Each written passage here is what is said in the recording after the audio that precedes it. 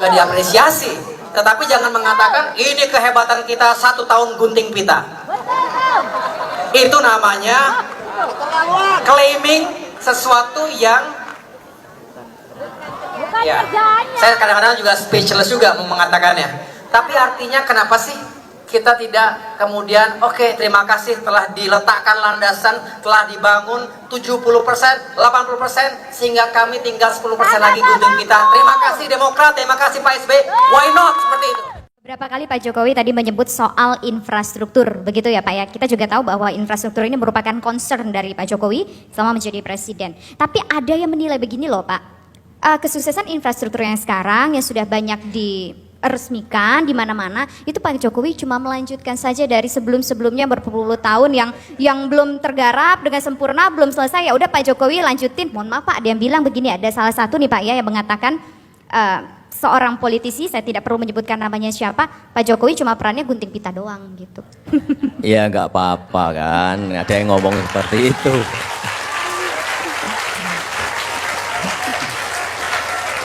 Tapi memang kita ini sebetulnya sudah lama memiliki rencana itu. Tetapi sebuah rencana kalau tidak dieksekusi dengan keputusan politik ya nggak akan jalan.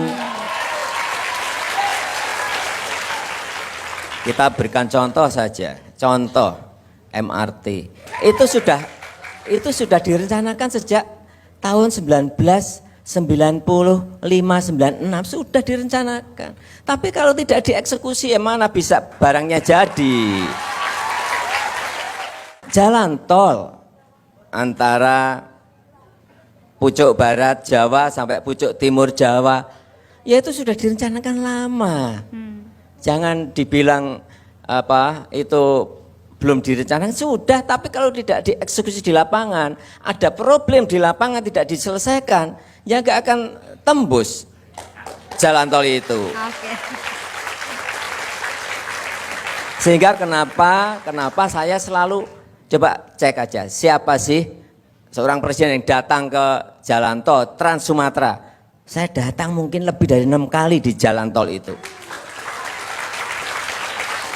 Bukan hanya groundbreaking saja, kalau groundbreaking nanti pulang nggak dikerjain nggak tahu kita.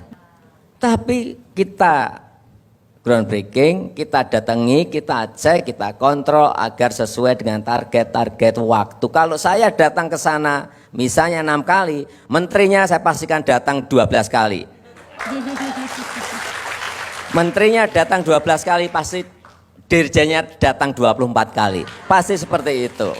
Inilah pentingnya penguasaan lapangan. Bukan infrastruktur itu hanya urusan ekonomi, enggak.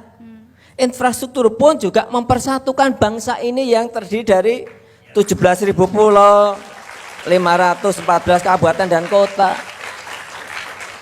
Bagaimana kita bisa bersatu antara Aceh dan Papua? Kalau ketemu aja nggak pernah. Iya kan? Tahun depan masih fokus ke infrastruktur atau memang betul-betul pure nanti ke SDM Pak? Tetap infrastruktur berjalan. Paralel dengan itu, strategi akan kita geser, ada shifting strategi untuk masuk ke pembangunan sumber daya manusia secara besar-besaran. Sehingga anggarannya pun juga memang harus besar-besaran ke arah pembangunan sumber daya manusia. Tetap yang ini jalan. Pak, mohon maaf lagi nih Pak ya, ada satu kritik juga nih Pak. Ya pokoknya kritik yang banyak nggak apa-apa. Konfirmasi loh di sini. Begini Pak. Kritik ini loh. Kritik itu kalau konstruktif itu memacu kita untuk memperbaiki. Menjadi pembicaraan di luar bahwa kualitas infrastruktur yang sudah terbangun di Indonesia ini kualitasnya kurang baik begitu Pak. Gimana Bapak menjawab soal ini? Ya kita ini gini loh.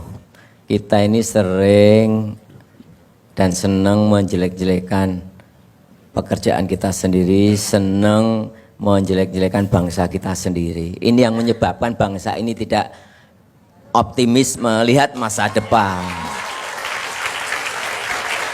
Kalau ada sebuah pembangunan, kemudian ada rewel-rewel sedikit, ya nggak apa-apa diperbaiki. Tapi ini pekerjaan kita loh, jangan dijelek-jelekin justru pekerjaan bangsanya sendiri. ada sebuah pekerjaan nggak baiknya sedikit ya nggak apa-apa, tapi yang penting setelah itu diperbaiki. Mestinya seperti itu. Jangan membanggakan karya-karya bangsa lain terus dan mengkritik karya bangsa sendiri.